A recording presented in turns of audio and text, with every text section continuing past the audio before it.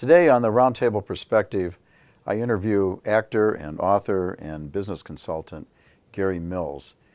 Gary uses his experience in theater to advise business executives on how to better communicate.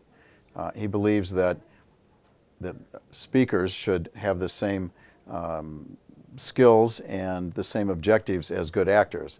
And one of the ways he puts it is that when you're speaking, you should be able to hear a pin drop. In other words, you have your audience in such rapt attention that you can hear a pin drop. Now, it's hard to imagine that in a business environment. I think a lot of us think of ourselves sitting there when our CEOs or bosses are giving speeches at meetings, and we may be looking at our watches wondering when it's going to be over, right? But if business leaders listen to Gary Mills, they can perhaps overcome that, right? And make us all really excited to be in their presence.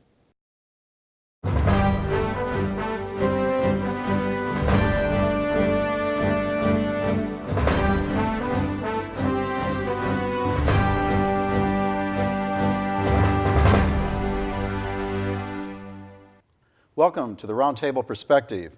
I'm your host, Tom Roach. I'm joined by my guest, G. Riley Mills. Gary is listed on the Internet Movie Database as an actor and writer. He is the co-founder of the Pinnacle Performance Company and the author of the book Pin Drop Principle. Gary is applying the principles of acting to business and professional speaking. And Gary, I've got a quote from you here. It says, "Business professionals ought to deliver their message in such an engaging way that one could literally hear a pin drop when they speak." Explain to me how you came to that conclusion and how you think that's possible. Absolutely. Please. First off, thanks for having me on the show. Sure. So that quote comes from Uta Hagen, who's one of the most famous acting teachers of all time. In one of her books, she has a quote where she says, "To be heard so intently that the sound of a pin drop would shock your audience, that's the perfect C in communication." So that's the quote we took, and that frames the whole Pin Drop Principle book. How to engage your audience, how to make them listen, how to make them sit up. But really very few professional actors are that good. True. The really good ones know how to do it. So give me some examples here, though. I mean, from the movies or, historically. Of great actors? Yeah, people that you thought had that capacity.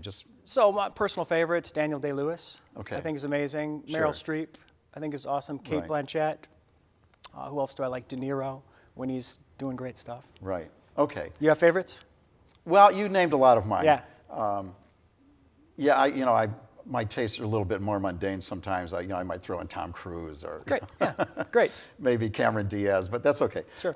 So I understand your point. Now, how do you get this across to someone who's a business leader? Yeah. So there's three very specific steps in the process to influential communication. Sure. Actors know these, and these are what we bring into the corporate environment to teach people how to use those tools that actors use to be more engaging, more confident, persuasive. And here are the three steps.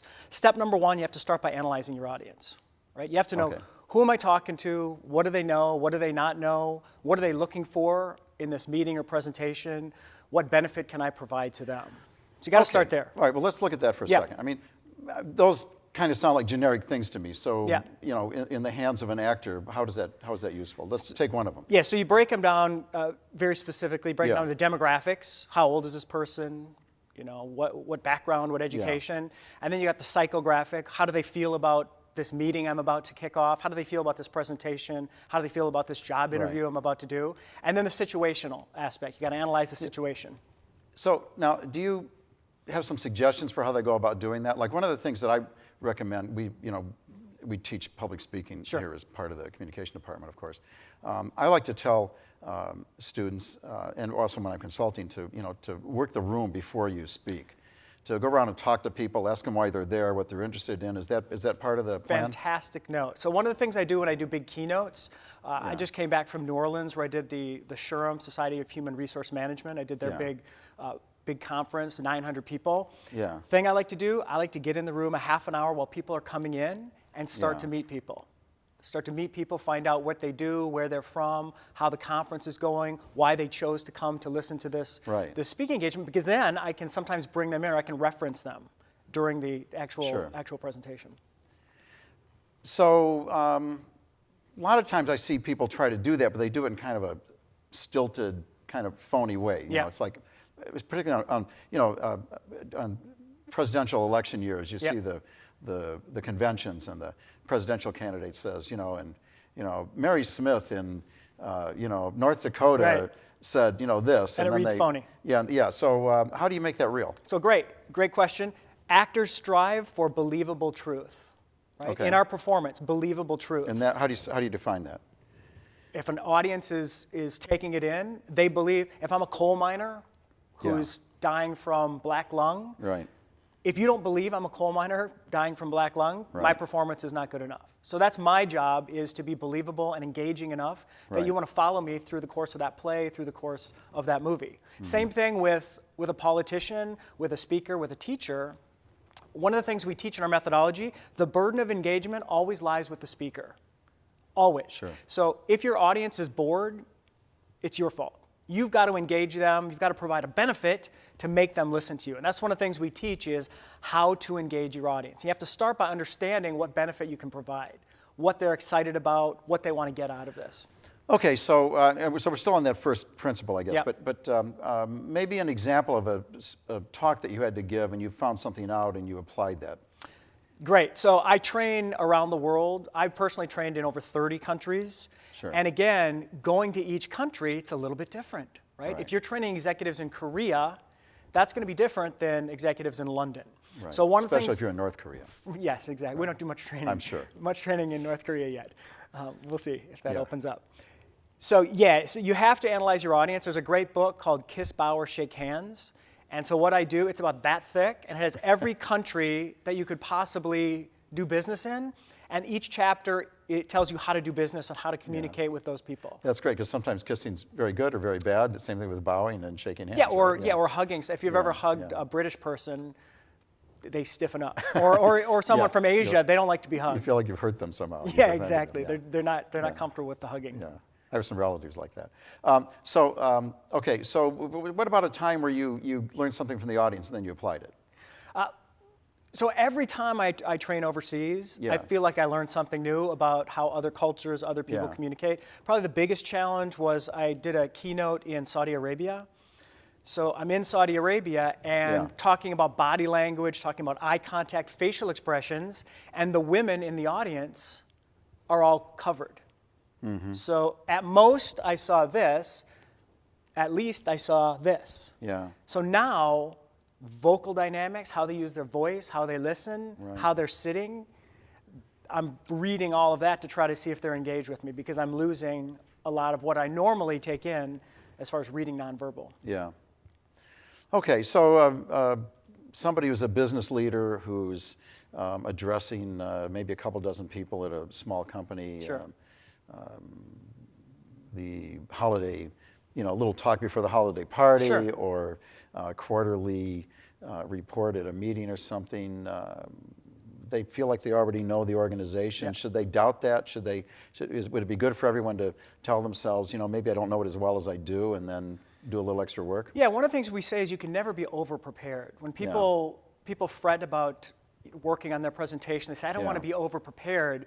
Really what they're worried about is being robotic and not being alive in the moment, Yeah. which is a fair concern. But Yeah. you can't be over-prepared. A brain surgeon would never go into surgery saying, I feel a little too prepared for this Right, brain surgery. Same thing with you as a communicator.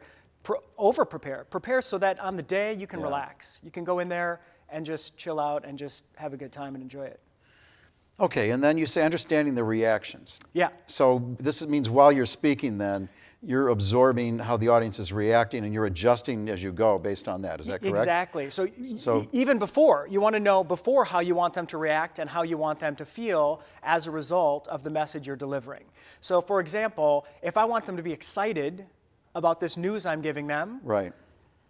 and I want them to go out and take this information and make more sales or be more engaged with their clients, right. then I've got to go to the third step and modify my delivery, my voice, my gestures, my body language, my word choices in order to communicate excitement.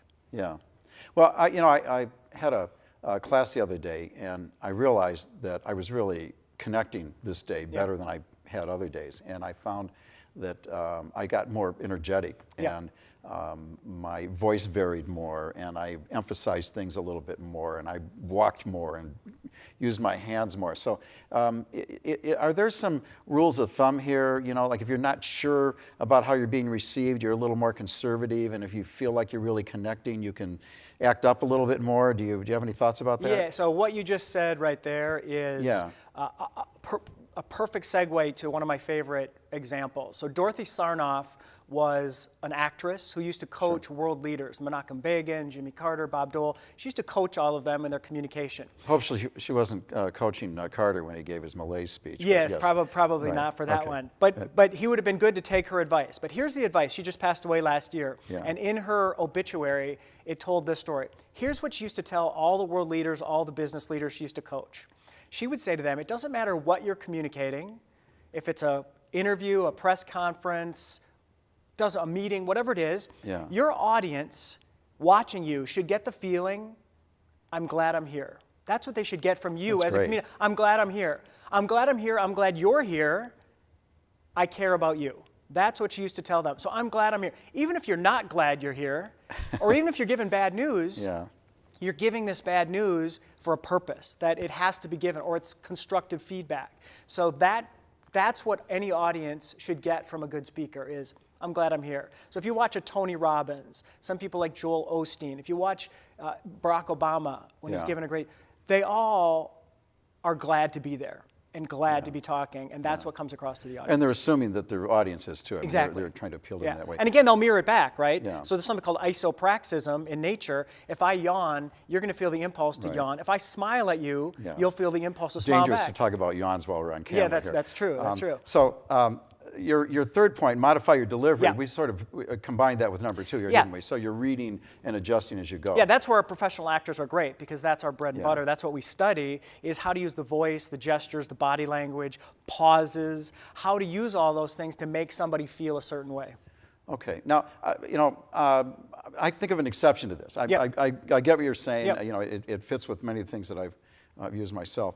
But I also know that when I go on, if I'm giving a keynote address or something, I have to go with my best story. Yeah. Or my best stories. Now, I'm 65, so I got a lot of stories I can pick Yeah. from. But I try to take some personal experience that I can get worked up about, Yep. and that I can be really articulate about, and work that in as an example, hopefully in a meaningful way, to what I'm doing, to try to connect. Now, the interesting thing about that is that has more to do with me than it has to do with my audience, Yeah. right? It's a way of getting myself up for the occasion, if you will, Right. right? What do you think about that? Does that figure in with what you're talking about? Yes, I'm a huge fan of stories, and I'm a huge fan of storytelling in business. Okay. The days of 100 slide PowerPoint presentations filled with paragraphs of words, no one wants to see that anymore. Nowhere around the world is that popular anymore. What Sure. people like is storytelling. And any great leader has to be a great storyteller. Stories immediately bring us in and they get our emotions going. And it's easy to get an audience to be influenced or to do what you want or think a way that you want if you engage them and connect with story. Yeah. So I think it's great. So just pick one that connects, but go with something that's important to Yeah, you as and it's right? important that story ties Yeah. into whatever your keynote Of is course. about, right? So it just can't Yeah. be a crazy story about you Yeah. in college. It should connect. But again, Right. in the pin Hopefully drop you haven't print- heard about those. I wasn't meaning those. but right, Yeah. right. Those are the fun ones too. Yeah, though. okay. Also, some of the great stories everybody should have in their back pocket: a crucible story, which is the story of something terrible or something scary happening to you Right. and how you overcame those odds. A helper story, how you helped somebody else. A leadership story, how you led. An Okay. essence story that just tells us who you are, what you're all about, and then a pie in the face story. Those are great. You made a mistake, I think I have more you screwed crucible up. stories than anything else. That Crucible must say stories are something great. about my personality. Yeah. Those are great. Give me an example of a pie in the face story. A pie in the face story would be a story where, for example, let's say you had a big presentation. Yeah. Actually, I'll give you a personal pie in the Oh, face good. story. Yes. So this is a good one. this fits, So the yeah. first time I ever trained it was in Delaware, and I packed my bags, flew to Delaware. It was a Sunday night, so I get to Delaware. There's nothing going on. Yeah. Next morning, I have to meet with these executives for the first time. The next morning, I get up, I get dressed, I put my suit on. I go to put my shoes on, and I realize I have 2 left shoes. So when I packed in a hurry, I had Yeah. 2 left shoes. Did they match? They matched, but they that's were good. two left shoes. So now I have a dilemma. What do I do going in to meet with these big-time executives? I don't have time to go buy a new pair of dress shoes. Right. So here's what I did. I put those shoes on. And I walked to the building, and I went in. Did you walk funny when you were I walking walked to the building? very funny, and I had to Yes. pivot my Yeah. left Yeah. leg in, and it hurt like crazy. There's a joke about this, but go ahead. So Yeah. I walk in, and as I'm meeting everybody, I'm checking out their reactions. Does anyone notice that I have two left shoes on? Shaking hands. Nobody noticed, right? Right. So I start out my intro, I start out my presentation, and I say to them, we're talking about first impressions. And as I'm talking about first impressions, I walk behind a lectern. So there's a lectern in the corner, I walk behind, I say, something is different about me today. Something is very odd. Did anyone notice it when you met me? I want to see how observant you are. Nobody could say what it was. And you right? told him? And so then I walk out from behind the lectern, and I said, take a better look. Take a second look. Now do you see anything that's out of the ordinary? And somebody looks down and goes, you have two left shoes on. I said, yes, I do. And none of you noticed it, right? No one was observant enough to take all of that in. Right. And they thought I did that every day. They thought I did that for every training I've ever done. I said, no, I told them a story about what happened, and I said, now I'm going to go put two tennis shoes on so I don't hurt my hip for the rest of the day. you can end up limping Yeah, for so the that's a rest of your pie in the life. face story where I screwed up. Yeah. I packed the wrong shoes, but I turned it into something that kept the room alive and made it interesting. And I'm guessing you put the pie in the face story at the beginning to build rapport or not? Yeah, everybody likes a story about a leader who screwed up. Yeah. And they learned a lesson, right? It shows you're human. It shows you have a sense of humor about yourself. It shows that you're not perfect. People love those kind of stories. All right, Gary, I want to just shift for a second here, and maybe this is useful for a lot of our viewers. Some of us are more in the position of advising other people on how to speak than we are in giving the speeches ourselves. I've done a lot of that speech writing, and but you know, what do you do when you're advising somebody else and you see them taking wrong turns or making some common but grievous errors when they're speaking? Yeah. You make them read the book? What do you? Well, that would help. But if you're doing this on the fly, we do though. talk about giving feedback in the book, but it's really about first analyze your audience. Who is this CEO? How is he going to take this feedback? Is he or she, are they someone who's open to coaching, to open to feedback? If they're not, you probably have to approach it in a different way, right? If there's somebody who needs their ego stroked, and then, the sandwich technique, right, for giving feedback, a little bit of positive, that's the bread on top, then all the negative, that's the meat, and then a little piece of bread at the end, that's a little end with something positive. So there's a Buddhist monk who has a great philosophy on communicating when angry. And he talks about if your house is on fire, and you think your neighbor burned it down because you see your neighbor sitting across the street with a gas can as you pull up, what's the first thing you do? You don't go over and deal with the neighbor. You have to deal with the fire. You have to get your valuables out. You have to get everything under control, and then you can deal with the neighbor. Same thing goes when you're communicating when angry, right? First, you got to get that emotion under control because nothing good happens. Right. You're going to regret what you say when you're angry most times. Calm it down, take a breath, a little mindfulness, and then now I'm going to deal with this person who I'm very, very upset with. Well, all right, so a couple other things here that just come to mind. What do you think of these? There's a whole tradition of people writing books advising professionals on how to communicate and how to express themselves in speeches and things. I think of Dale Carnegie's book, or Win Friends and Influence People, or The Art of the Deal by Donald Trump. Can we talk about those for a second? Yeah, let's talk about those. So first off, Dale Carnegie, that's the old classic, right, from the 30s, the grandfather of public speaking. Now, we don't use that term public speaking in our trainings. We call it communication training because public speaking is very weighted. It has a lot of bad connotations. It freaks people out. Well, we used to be the nervous. speech department, right? And we're now the communication department. Right, exactly. That's true all over the country. So it's kind of an old school term. The interesting thing, a lot of people don't know this, Dale Carnegie was an actor. He trained to be a professional actor in New York, and he didn't quite make it as an actor, and so then he segued over to what he was very successful at. That book is still around after all these years. It is, so Donald Trump. Well, but let's stick with Carnegie for a second. So what does that have in common with what you're talking about? I think we're coming from it from the actor's perspective. We bring in all the techniques and tools that actors use that can easily be transferred over to the corporate environment. I don't think Carnegie did that as much specifically, even though he had that acting background. Right. A lot's changed, obviously, since he wrote that book, Right. with the way people communicate and with, I think the study just came out. We touch, tap, swipe, interact with our phones an average of 2,617 times a day. That's on average. And if you're in the higher percentage, it's 5,400 times. So I have two kids, so they're constantly doing that. Yeah. So Dale Carnegie could never have dreamed about what communication was going to be in 2017. Yeah, and so it seems to me that the big difference is that for over 2,000 years, the understanding was that when you were speaking publicly, you had the floor. Right. You had an introduction, a body, and a conclusion. Yep. You walked people through it. You had certain gestures that were assigned for certain types of expression and things. And today, not only have we moved away from that, it would be bad to do that. It would look mechanical, right? Right. It would look wooden. So absolutely. today, for example, in the olden days of public speaking training, Right. they used to teach this as the body position you should have while you're speaking. Should we sit here like this and try to talk It's for a while? so unnatural. Imagine if you and I were at the pub or at the bar and we sat here like this. People would think we're crazy. They'd no think one we were does wizards. this. Yeah. No one does this in real life. So we don't encourage Yeah. people to do it when they're communicating. Right. Shakespeare said it best: suit the action to the word to the action. So as long as your gesture is helping you communicate your message, it's going to be a good gesture.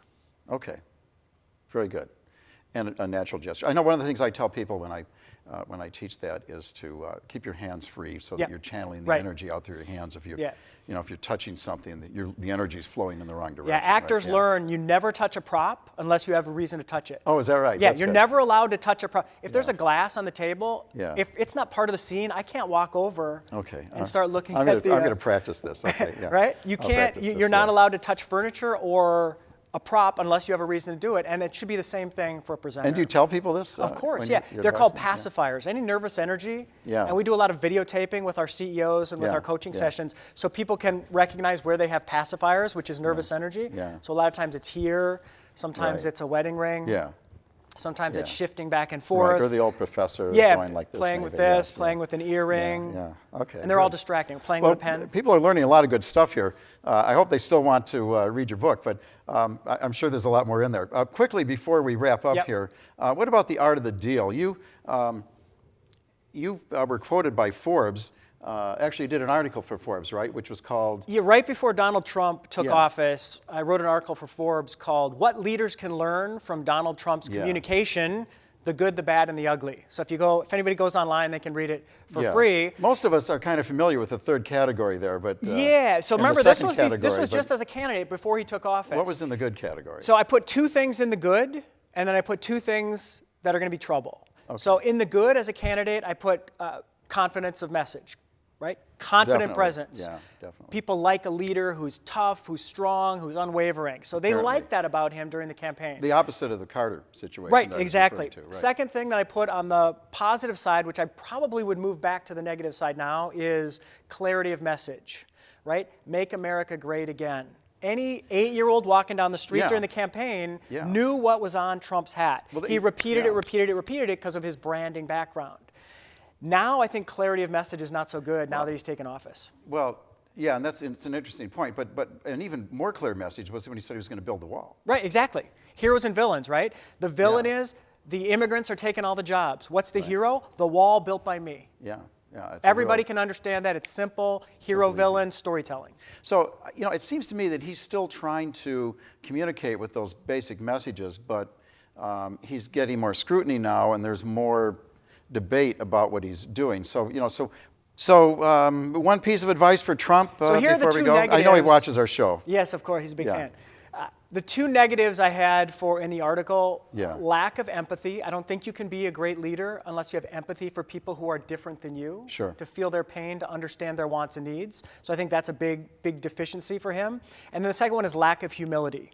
Any great leader knows they don't have all the answers. And he says stuff like, I have the best brain, I have the best words, I know more than the generals. Great leaders are not going to say things like that. They're going to defer to those leaders who know way more than them, those generals. Right. Well, but isn't it sort of part of his brand to be kind of a know-it-all, It for sure cocky? is. Yeah. And that's why he got elected, because Yeah. all those offensive things he said, Yeah. it was baked into his brand. People who liked his brand of saying it like it is Yeah. and being a tough guy and punching, and they liked that aspect. Okay. Well, Donald, if you're listening, we've got some tips here for you. Play this again and practice it. That's all the time we have for our program. Thank you to Gary Mills for joining me today on the Roundtable Perspective. I'm Tom Roach. See you next time.